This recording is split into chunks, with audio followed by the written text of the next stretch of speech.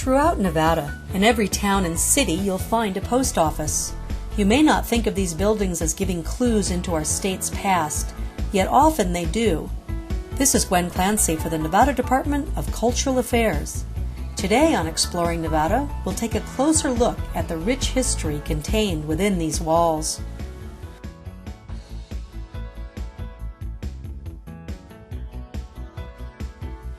Post offices are a critical part of any community, and as you travel through Nevada, stop and take a look sometimes at the wonderful historic post offices that are there. They really tell a story about the community, and sometimes they're really magnificent architecture. We're going to look today at 3 historic post offices. Las Vegas, fine building, about to open up as a cultural center that's going to help tell the story of Las Vegas. The Tonopah post office, another fine expression of a turn-of-the-century mining town that set the West on fire with its wealth.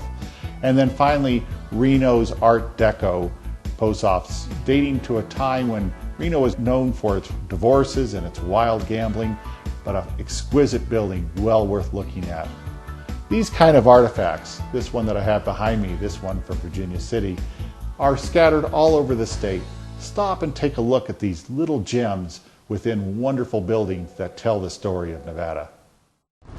We'll start our tour in Las Vegas on an unusually rainy day. The post office is tucked into a canyon created by taller, newer buildings. From the covered walkway at the Lady Luck Casino, you get a front row view of its facade.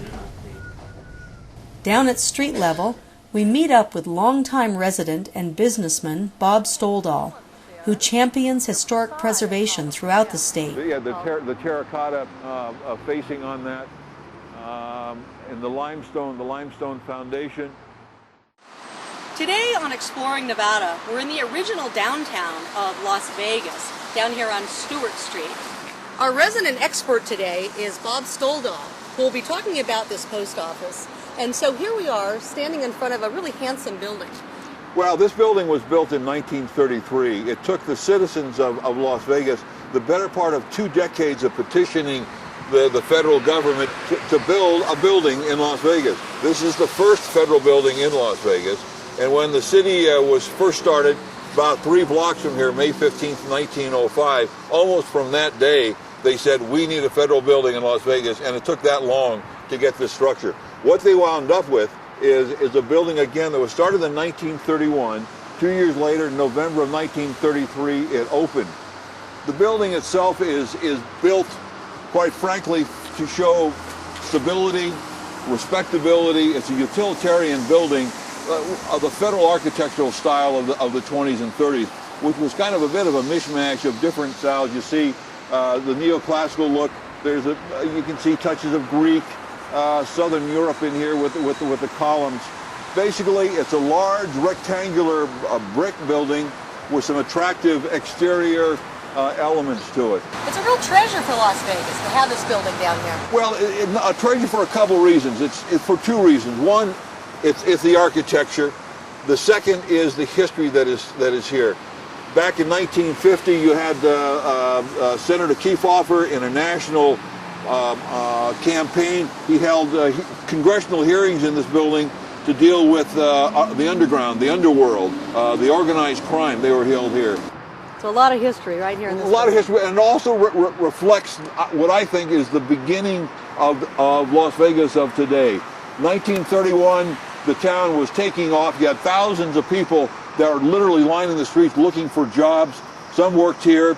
You had a Las Vegas high school that was being built at the same time. But more importantly, about 40 miles to the southeast of here was something called the Boulder Canyon Dam Project.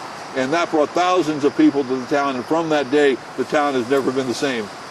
Actually, you know, the dam is not built in Boulder Canyon, by the way. It's built in Black Canyon. Boulder Canyon was further upstream. They finally decided on Black Canyon. But they were, in fact, exploding out there. And the population of Las Vegas, in turn, was exploding. People wanting to come and get a job in Las Vegas. And we got to go back for a minute, too, to the dam, because this was the Depression. A lot of people were out of work, and so they were coming out here just hoping to get a job. Right. It was a booming time in Las Vegas as opposed to the rest of the country. This was a place of just tremendous activities.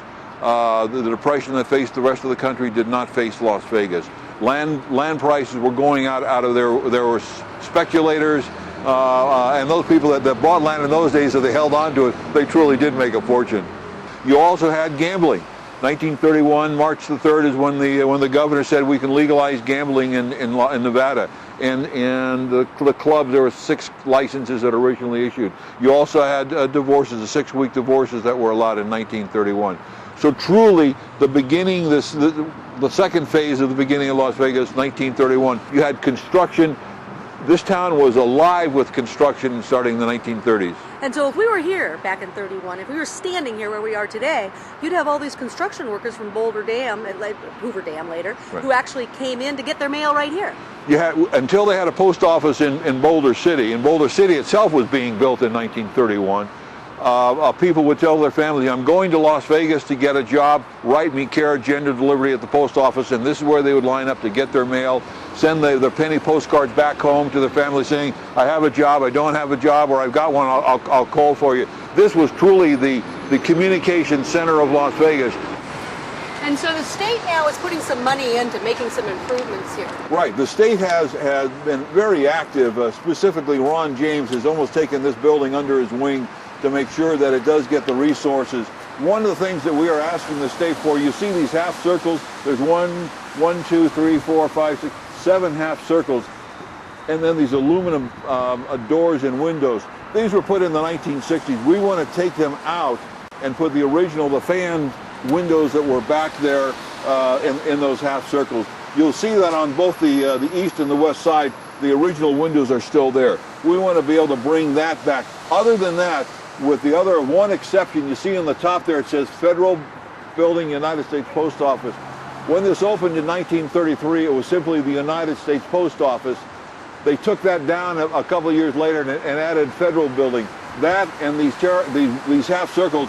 Other than that, the exterior of the building is in the original shape that was in 1933. Well built, and it's going to be around for a few more years. Well, can we go inside here then and look in the lobby, and you can tell us about that? I think there's some wonderful elements in the lobby as well. These banisters are the original. The other point that has changed, it has been made available for handicapped. We meet the ADA requirements for that. So these are original. These are original. And the lamp posts probably? The lamp posts are original. And I would like to point out that at this when they built this building in 1931, the original contractor made a mistake. This building is 32 feet to the west of where it should be. It's not in the right spot. Is it supposed to be absolutely in the middle here of middle 3rd of 3rd Street. 3rd Street leading to Fremont Street, the main street in downtown Las Vegas.